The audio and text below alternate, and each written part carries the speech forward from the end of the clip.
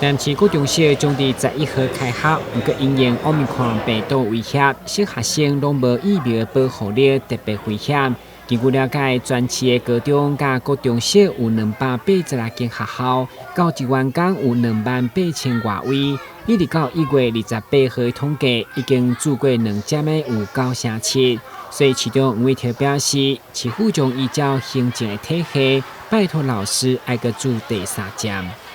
是一直要求我们的老师拜托我们老师，因为我们的尤其是国小老师、同学学生他们是12岁以下，通常都没有接种过任何的疫苗。大家看到前几天台湾有这个 Omicron 唯一的一个重症，就是因为他没有接种疫苗，所以没有接种疫苗的，他的保护力特别脆弱、特别危险。因此呢，我们很期待老师能够打完第3剂，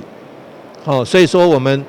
最佳剂这第3剂我们会循行政体系和教育行政体系来拜托我们老师来施打。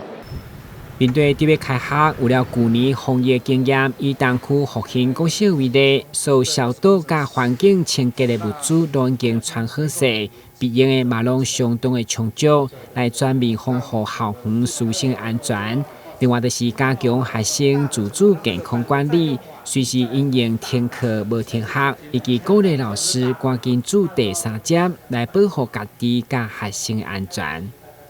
那我们学生进来也都是做体温量测，每个班级都配备有这个消毒的酒精以及这个体温计。那每天早晚都要来做量测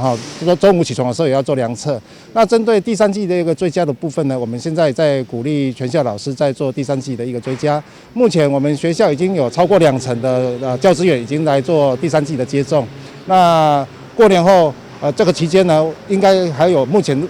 有老师在持续来做第3剂的一个接种的进行